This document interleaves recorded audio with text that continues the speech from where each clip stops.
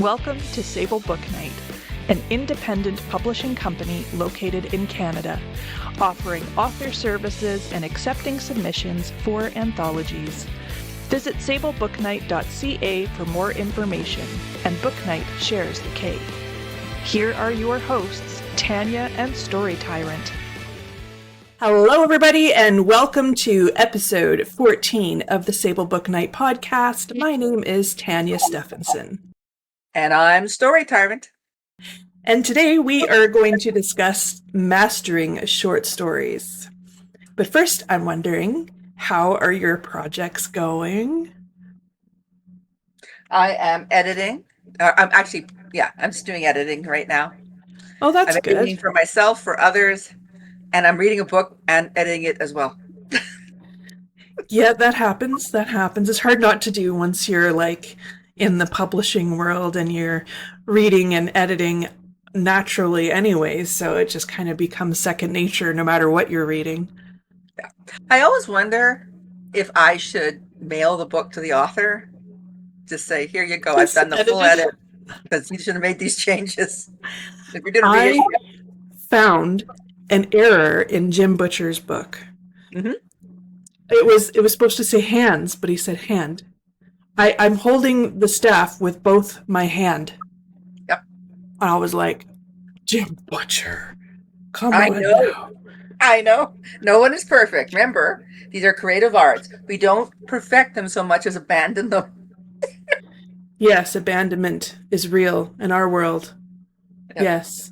You have to let it go at some point, and you have to accept that it has flaws, and you have to send it out into the world. And you just have to. Release your stories. Yeah. I know. Okay. It's right here. This is the editing doing. This is good. At least you have it. You know where it is.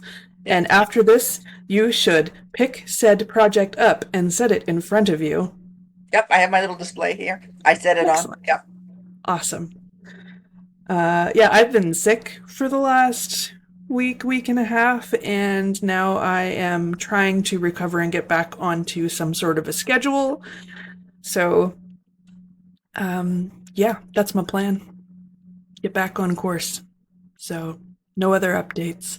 So, short stories. How do you master short stories?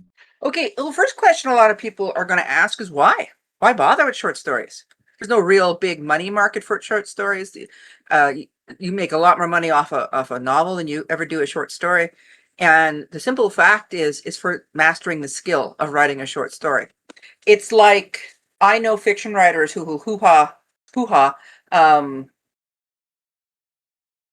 poets, right? And I point out that poets use an economy of words that most writers can only dream of to get an emotional punch and to bring things across. You could say that it's the same thing with short story writers. Those who master a short story, and there are some great short stories out there. Like, I will always recommend Hills Like White Elephants. Oh, my mind goes blank. There's another story. She won an award about 5-6 years ago. And it's a story, and you read the story, and it's only like 4,000 words. No, not even 4,000. It's like 3,800 words. And it's about this young girl who's growing up in a family of 14 kids, and she has to go stay with her aunt and uncle who have no children. And you realized how she's starting to bloom with them. So she spends a year with them, and she's like blooming, and she's going to school, and she's the focus of their attention. And then the family decide they want her back. And the aunt and uncle said, well, why can't we keep her? You literally have 12 other kids, or 13 other kids. And they're like, well, no, she's getting too much special attention. You should send her back. We'll send you one of the boys. It's more important for the boys. And you realize that there's this, because they're so overwhelmed with their children, they can give no child, and they can't. It's physically, mentally impossible. Help. Like, no one child they can be there for. They're there as a group, and the family's there for each other. But she's gotten lost in the noise, in the activity. Yeah. And it's some people said it felt like she's being abused, but she's not being abused. But to take her back felt like abused. And you read the story, and you're just there. Or there's another one with, this gentleman is trying to figure out well, not important. It was a mystery. It was very well done. And he realizes that the painting has not been stolen.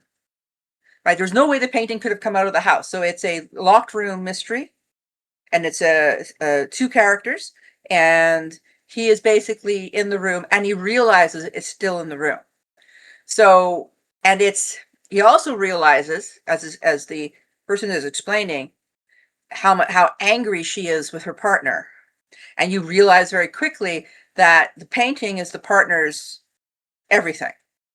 The painting, the part is more important to the partner than she is. And now the painting is gone. But how did it get out of the house? Well, it couldn't get out of the house. It couldn't get out of the room. And it didn't. And he realizes it's still there. Anyways, it was well done. I wish I could remember the name of the story or the name of the author. That would be helpful.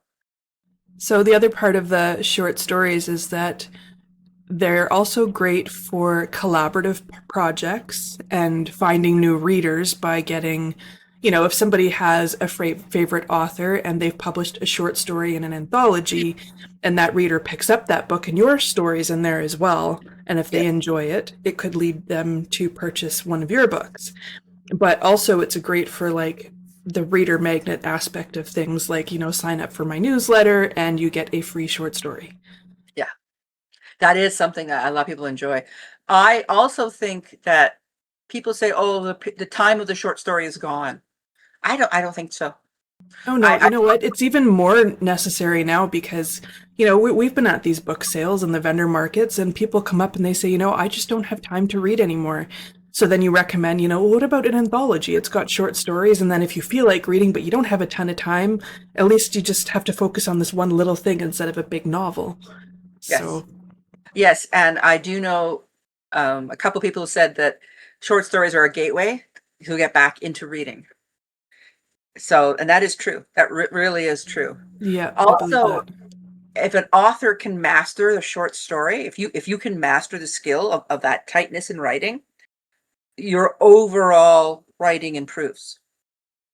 Your ability to bring the reader in, your ability to use your words specifically and precisely, and to connect to the reader in an honest and precise way, so that the reader and you are on the same page, and then the reader is falling into your short story. The thing with short stories is they are not an immersion, or at least not a complete immersion. They're not an immersion. They're not a trip like a novel is. A novel is you're going to another world, another time, another whatever. You're going to go for a period of time. When you're reading that book, you are there. A short story is.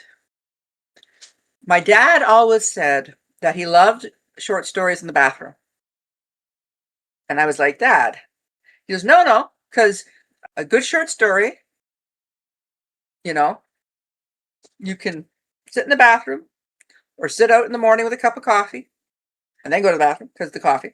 But you're sitting out there, you can read the short story, you can have this emotional connection, you can have this aha moment, depending on you'll get this connection, but it's not fully immersive. It doesn't take you away. So it's not a vacation, it's just a coffee break.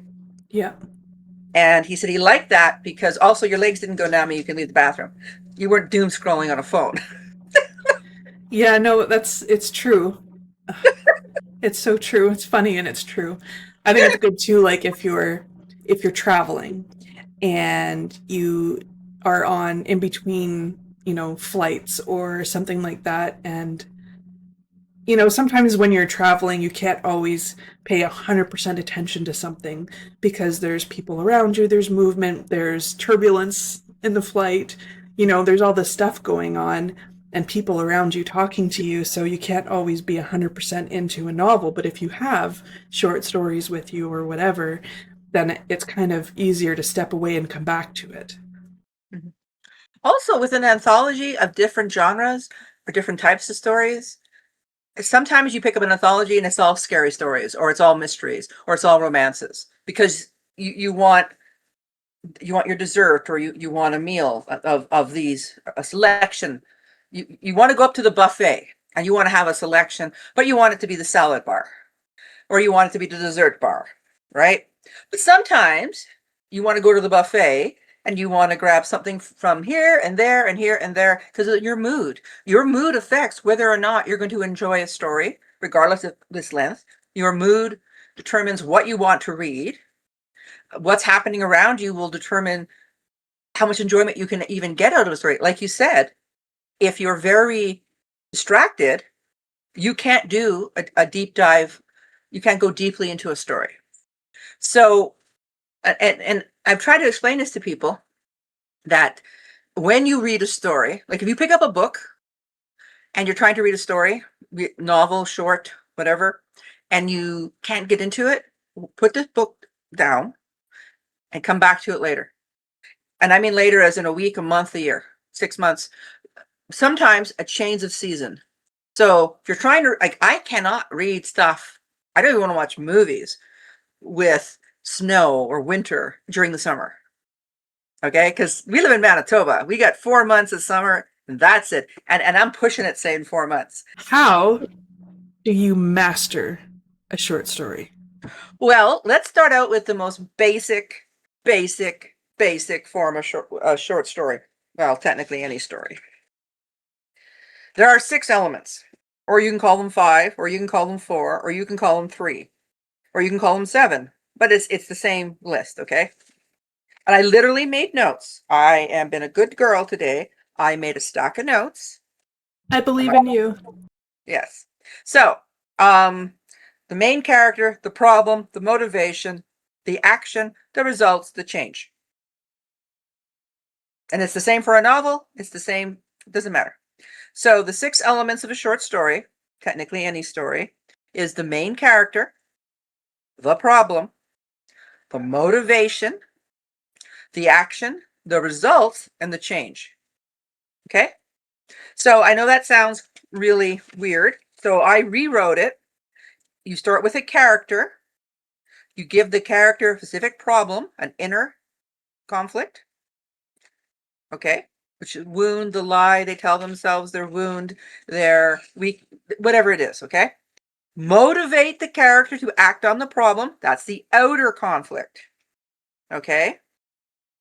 Decide what action the character will take based on the character's characteristics that you've already established both in your mind and on the page.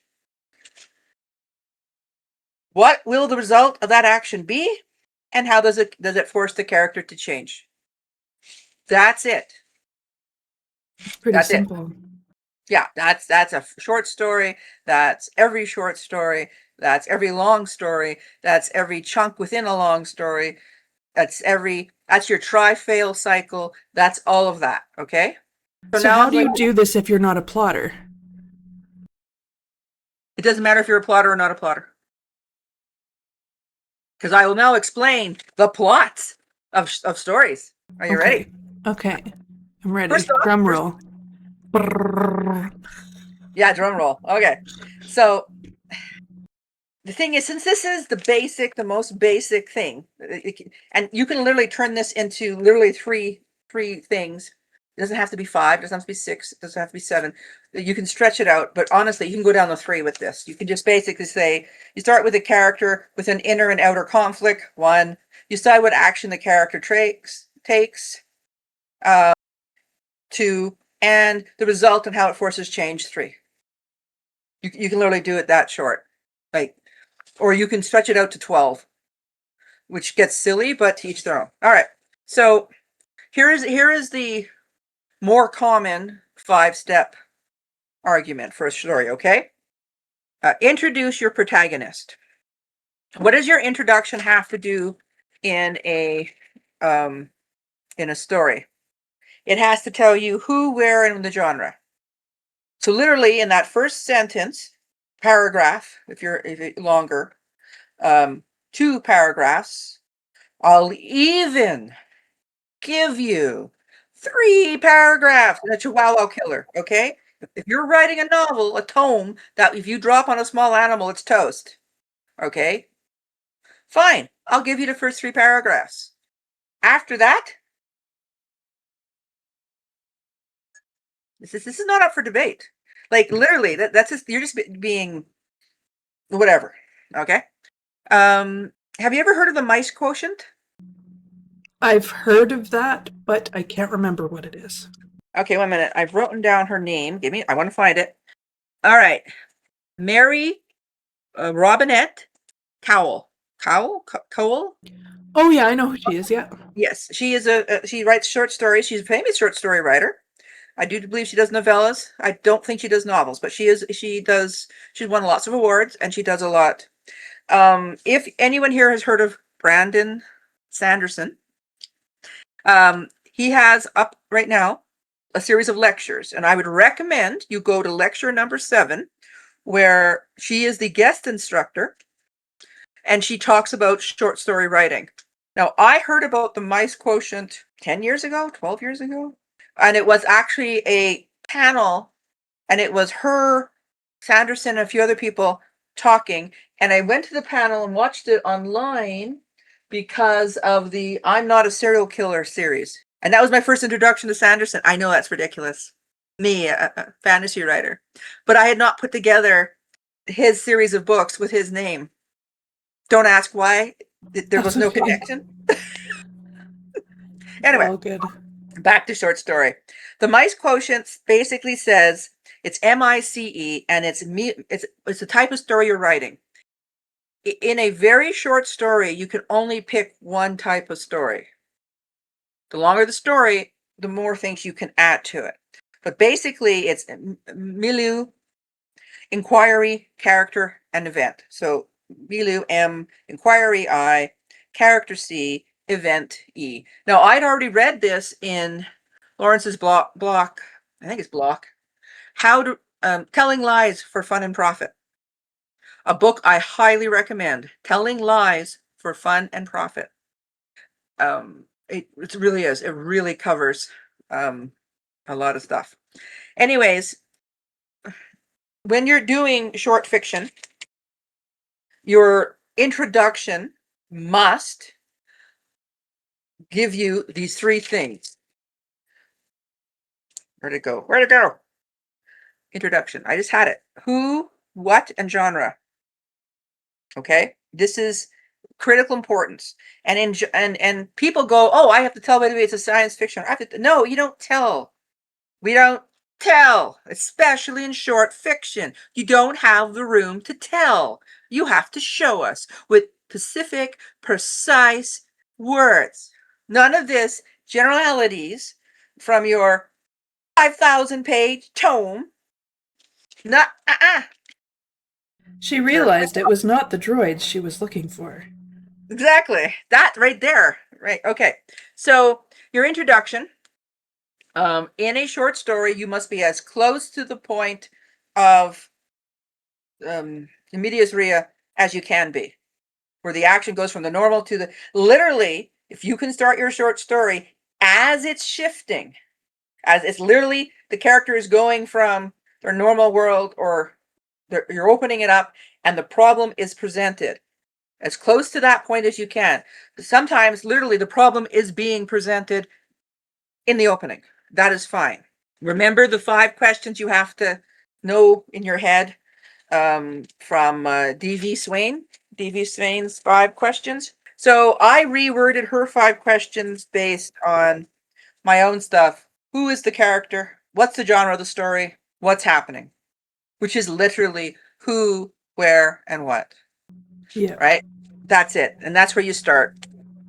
And it's your specific details that will tell us the genre. So if you were saying, John stepped onto the deck of the ship, the hum of the steam engine, the smell of the coal burning, the salt of the sea, where do you think you are? On a ship. In the ocean. And it's an older ship, right? Yep. Tom steps onto the deck of the ship. He could feel the engine vibrating. Modern day ship. Engine vibrating. Okay. John steps onto the deck of the ship. The light engines throb through the deck plating. The faster than light engines throbbed. John opened his eyes. The air smelled stale. Were there air recyclers? Damn it, I have to fix the air recycler. Right away. Air recycler, it sounds like spaceship. Exactly, right? You're in a spaceship, and then you have one more line because he gets up, and if he looks out the porthole into the ocean, he's on a submarine. If he looks at the porthole and there's stars, he's on a spaceship. Like literally, you have established who, Tom, where, some sort of ship, genre. But what's the problem? Well, we established it. There's something wrong with the air recycler. It's established. First line. This is the problem. Yes. And the average person knows if you can't get fresh air, you get very, very sick and then you die.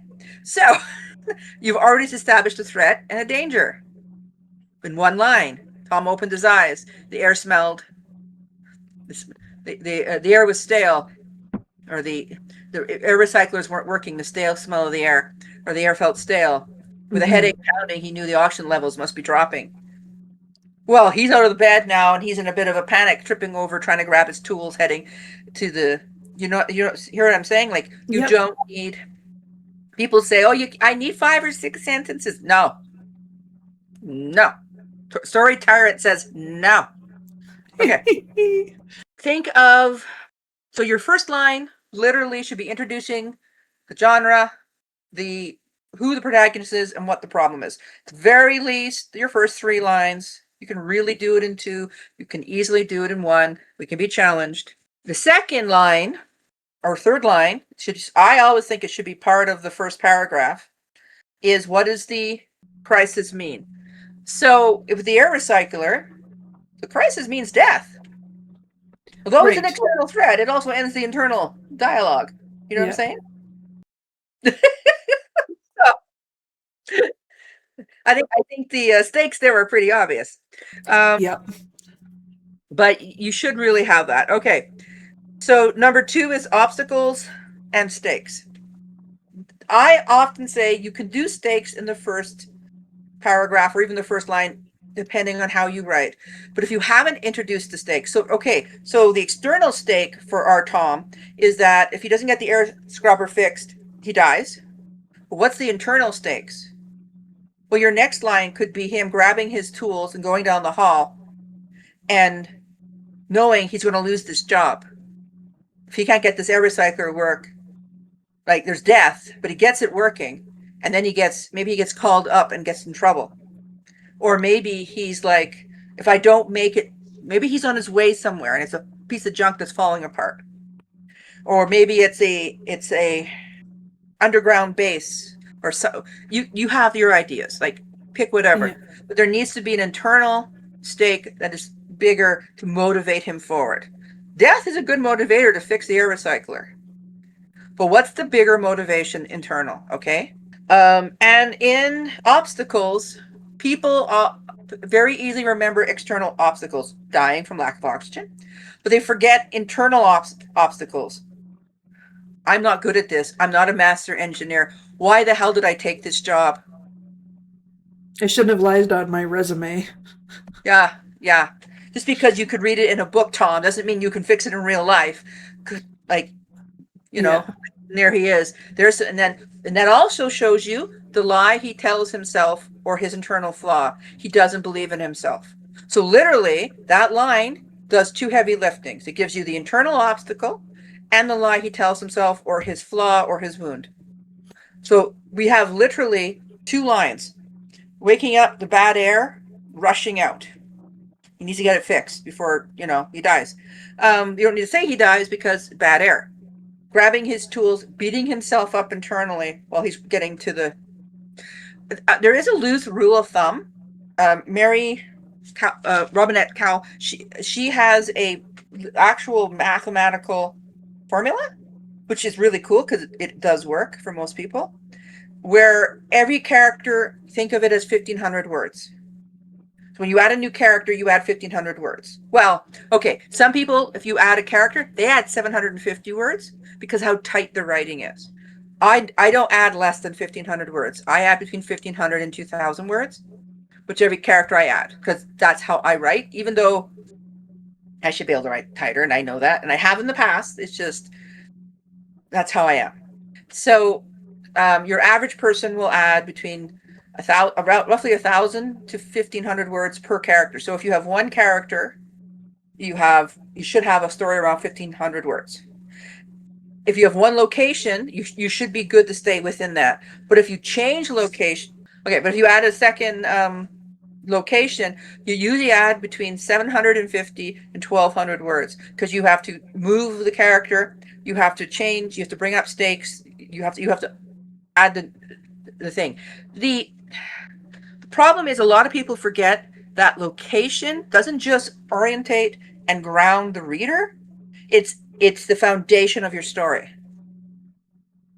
Right? If you have a story taking place in a sandals resort in Malaysia versus a penal colony in the subarctic of Siberia, the locations make a big difference.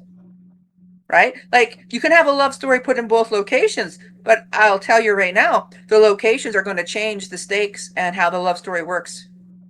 If you're in a Siberian gulag, a man and a woman, and you're in love, meanwhile they need to know you have to hide the fact she's a woman, because the gulags weren't mixed sex. You have that versus you're in a sandals resort in 2026, and you've paid your $5,000, $10,000 to go on this wonderful all-included thing, and you meet the guy of your dreams and his girlfriend. I mean, it's a totally different story, or it's a totally different romance with totally different stakes. You know what I'm saying? Yep. And that's because the location changed it. If you're on a colony ship, who you fall in love with might be dictated through the necessity by genetics. Doesn't mean that's who you fall in love with. Right? Versus if you're on a resort world and you fall in love with one of the attendants who's there for your pleasure, only to find out that it's actually an android. Like, there's different stakes. The location is a character, and it's also the foundation of your story. It comes with restrictions, and those restrictions are the foundation you build the story on. The more restrictions you give yourself in a short story, because you learn to work with restrictions, the tighter you're writing and the more imagination and adventure you'll do, the more you'll strive to try new things, which seems to be counterintuitive. But I'm telling you, if you're writing a short story, it's going to be, you need these limitations to give you more creativeness, more creative freedom. Although it sounds counterintuitive, this is how it works. Okay? All right, so I'll just do a quickie 5-step. Introduce protagonist, with the issue, the problem. Again, the shorter the story, at that point you have to start. The obstacle and stakes, escalate tension, also referred to as the try-fail cycle, or I learned it as the yes, but, no, and cycle. So with a short story, you get normally one, because it's a short story. Yeah, you're limited on how much space you can. Yes. Yeah. I would argue that every time you add a cycle, you have to add 1,000 words. Yeah. So look at your word allowance. So if you're allowed 5,000 words, you need 1,000 words to bracket. So then you could have 4 try fail, or 4 yes and no but, or yes but no and. So the yes but, yes, you solve problem A, but it's problem B, or it makes problem B worse. No and, so no, you didn't solve the problem, and you added to it in this way. So that's the yes, but, no, and. So the try fail is the same thing. It's you try and you fail. But every time the character fails or succeeds, if it's a false success, every time, like, yes, it succeeded, but this other problem, you have to show it impacting the character internally. And this is something a lot of people, especially plot writers, struggle with. So here's Tom. He rushes out there. He takes off the panel. He pulls out the CO2 converter, realizes it's broken, pops in. He finds a filter. He has to manually replace the filter because for whatever reason you can't get a new filter in. It makes it on the ship, whatever. You've already established this. Pops in the new filter, gets the system back up and running. But because he had to shut it down, something else shut down and won't kick back up, won't start up. So he has to go over there now and he has to boost it. But in order to boost whatever, he has to turn off the air. There's a yes, it worked, but you now have this problem. Right? Yeah. Or yes, you have to shut down the computer and restart the whole computer. And then you got the blue screen of death. So it's yes, it worked. But not really. Yeah. Yes, problem A is solved. Problem B. So what does that do to Tom? Externally, maybe it turned off navigation and navigation's not rebooting. What does that do internally to Tom? Right? He's like, well, crap. Now he has to go and he has to manually reboot navigation. He has to do, and he has to drag out some old books or something physical to try to figure out where he is, to get the computer to reboot off the last.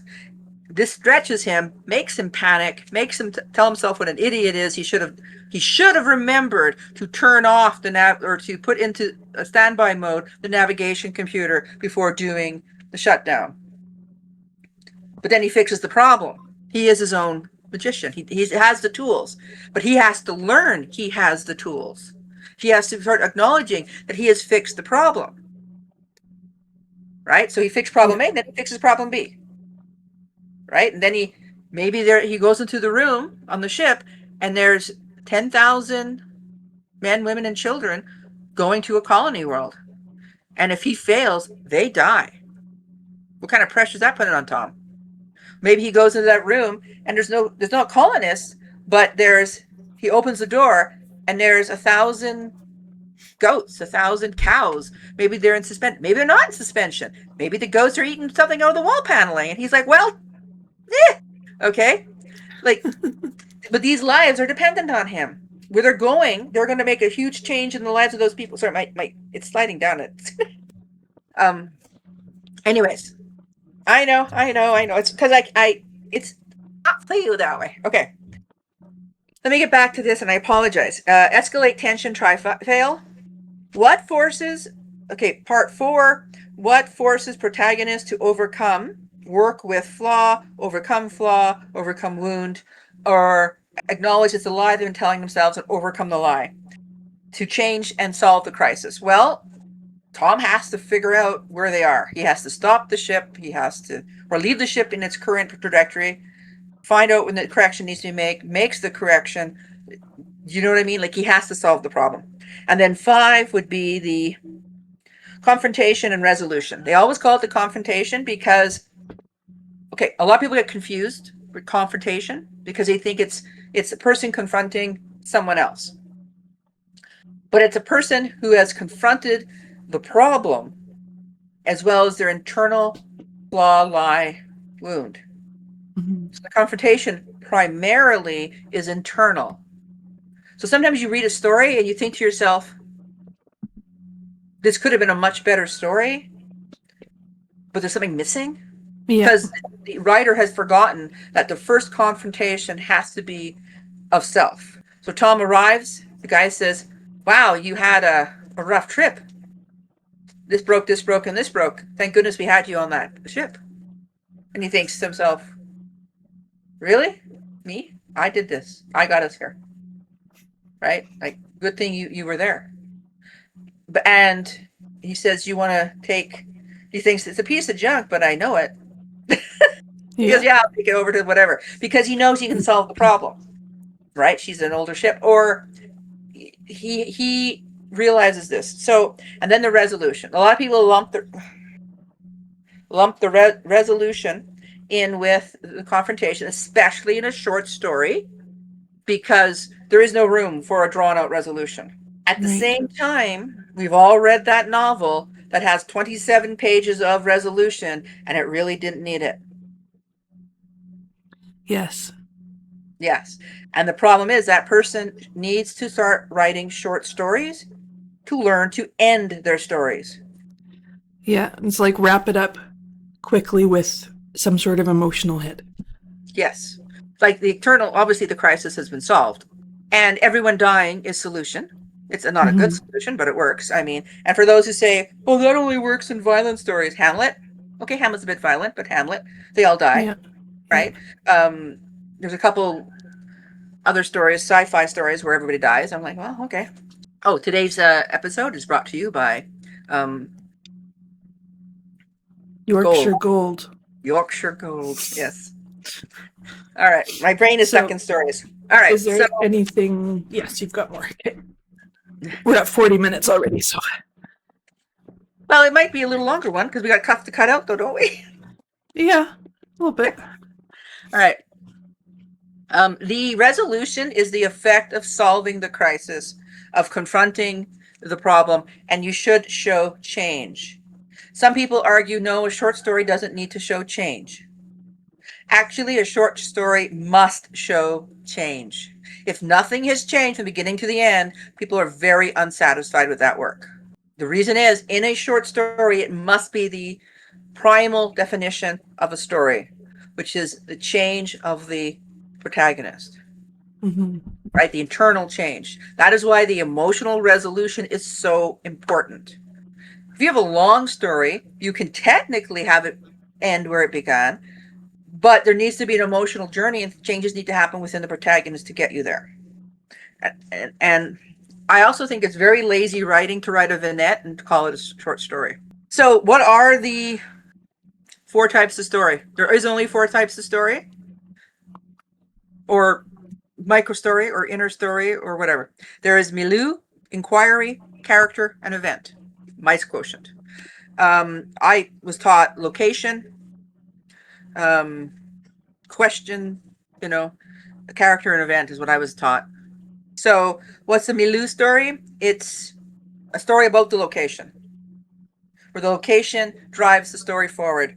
The character, your protagonist, enters the space and when they leave the space, the story is over. Okay? And you can have this as the entire short story can be just this trying to get through something, or you can have this as a subplot or a secondary story within the larger story. If you do that, solve an order of events. All right? So if you start with a milieu story, so for instance, Tom is on the ship and he has to get the ship. Well, no. Jane has to drive from A to B and get to A to B and she has to go through the swamp. The swamp is very dangerous and she has to get through the swamp. Well, the story ends when she's through the swamp, right? You have to get through the space station to get to the ship. Well, when you get through the space station and reach the ship, the story is over. The person has to get into the haunted house, grab the proof they were there, and get out. The story's over when they get out. All right, but you can have, an inquiry story. This is a story about questions. It's driven by questions. It's every mystery out there. Right? Every mystery is an inquiry story. It should be a pure inquiry story. So you can have a milieu story or location story, and then within that story, you can place a inquiry story. You can have a mystery within it in order to help you and then you solve the mystery, then you move forward. So if you have, then the next one would be a character-driven story. Think of it as angst. Think of it as primarily driven internally, emotionally, internally, okay?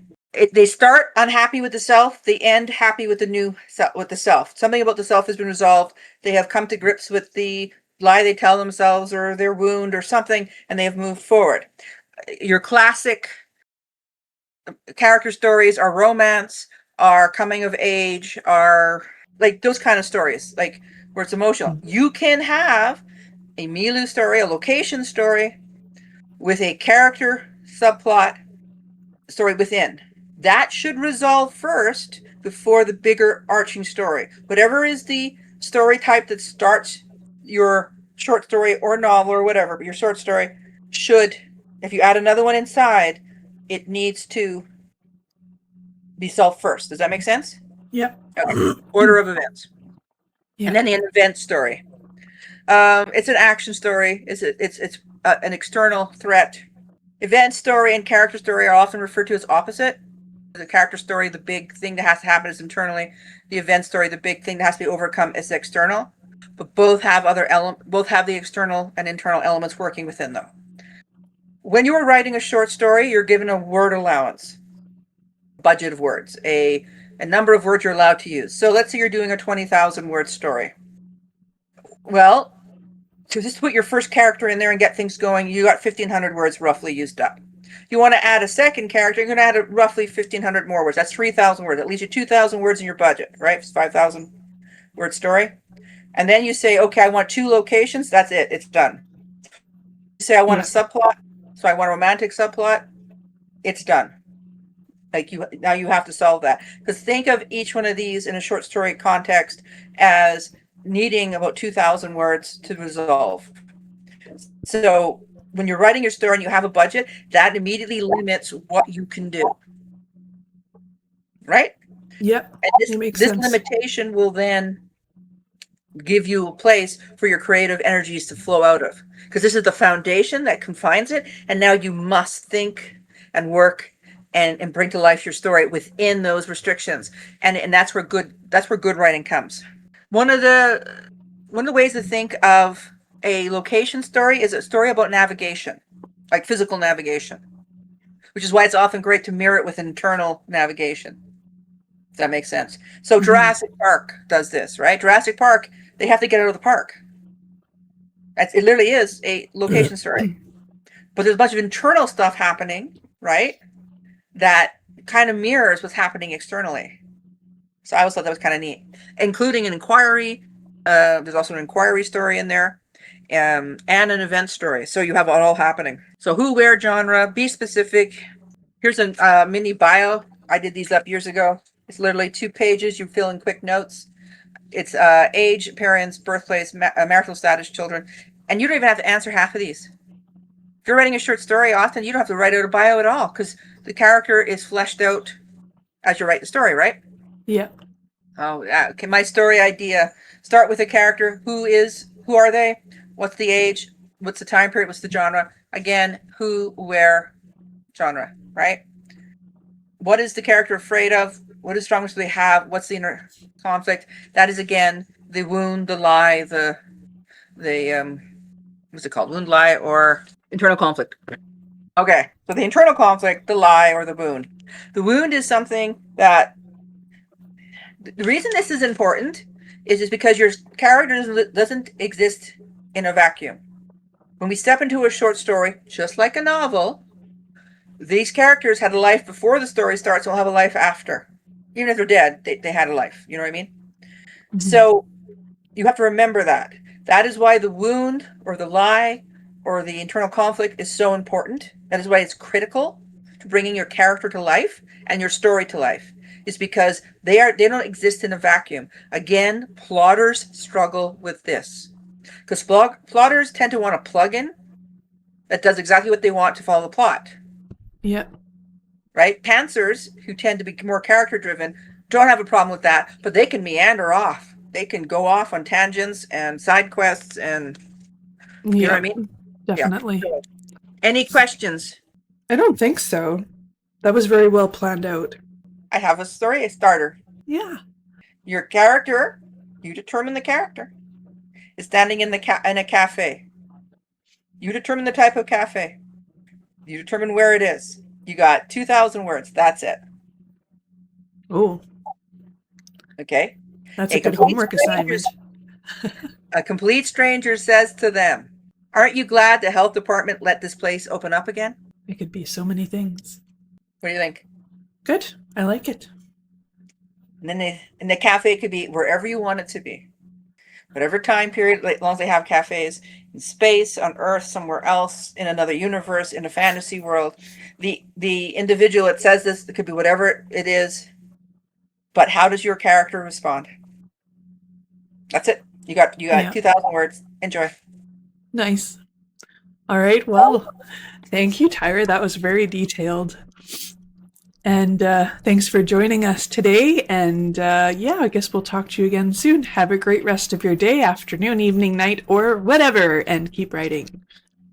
And remember, story comes first. Bye. Thanks for joining us today. We hope you have a great rest of your day, afternoon, evening, night, or whatever, and keep on writing. Yes, and remember, story comes first.